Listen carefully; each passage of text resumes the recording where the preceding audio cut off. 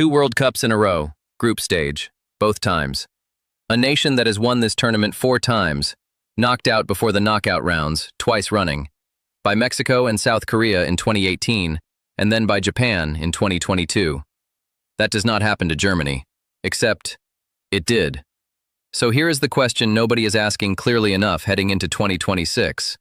Is this Germany squad genuinely fixed? Or are we about to watch it happen for a 3rd time?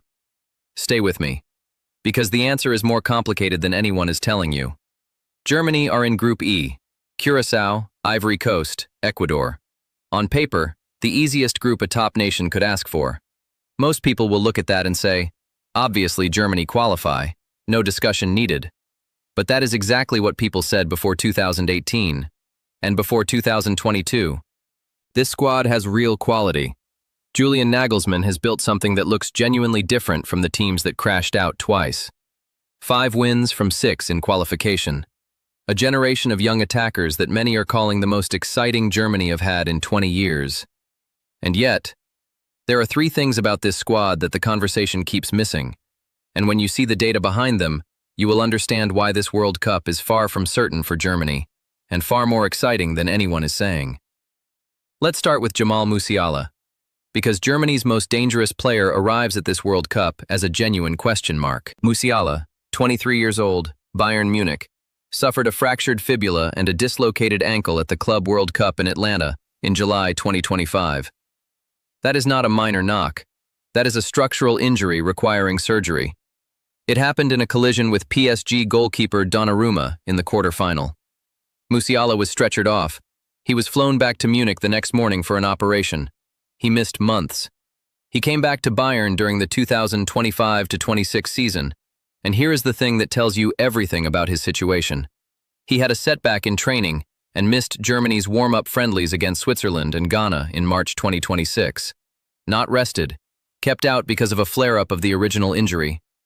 Nagelsmann was asked about him at that press conference, and his exact words were this: "He doesn't have much time left. That's unquestionable. He, like everyone else, has to be at 100% if he wants to play." Those are not the words of a coach whose star player is fine. Musiala returned to training. He made the squad. He recorded 5 goals and 5 assists across 21 appearances for Bayern.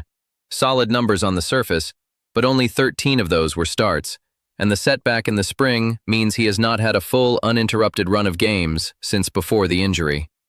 You could argue that 5 goals and 5 assists coming back from that kind of injury is genuinely impressive.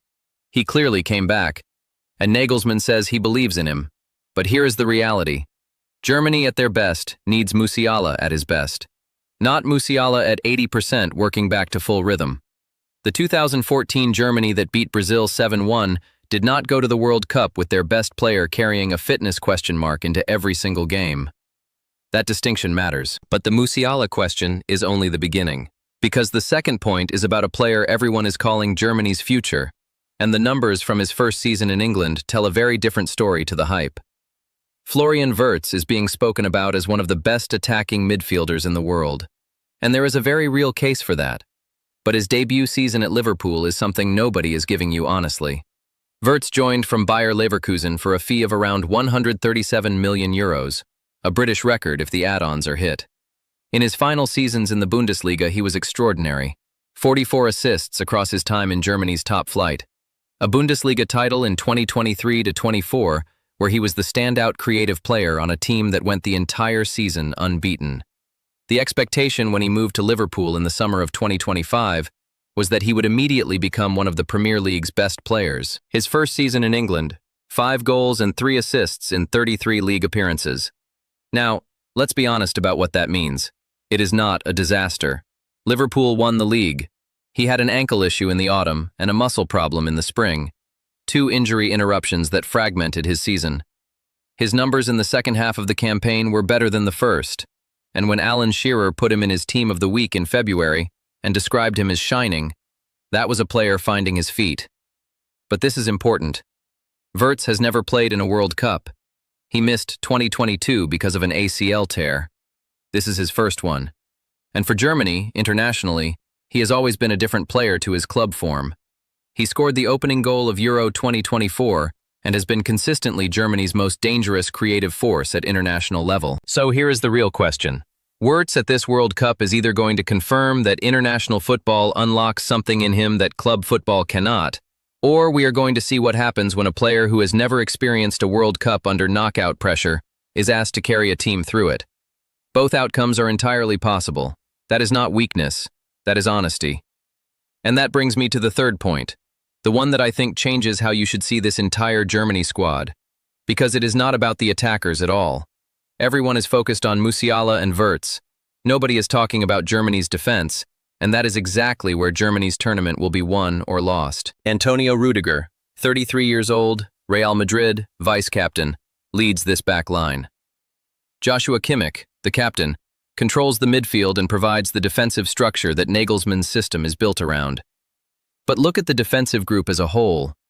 Nico Schlotterbeck, Waldemar Anton, Jonathan Tah, Malik Tia. Quality players, but a group being asked to hold together under World Cup pressure for the first time. The 2018 exit was not an attacking failure. Germany created chances. They were vulnerable to transition and defensive errors against Mexico. Against South Korea, with the game on the line, the defensive shape completely fell apart in injury time.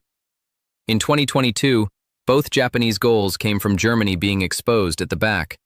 Niklas Süle was individually blamed by the coaching staff for playing Asano onside for the winner. Bastian Schweinsteiger, watching from the studio, said it clearly. Big defensive mistakes, again and again. That is 2 tournaments in a row where Germany's defensive unit cracked in the moments that mattered most.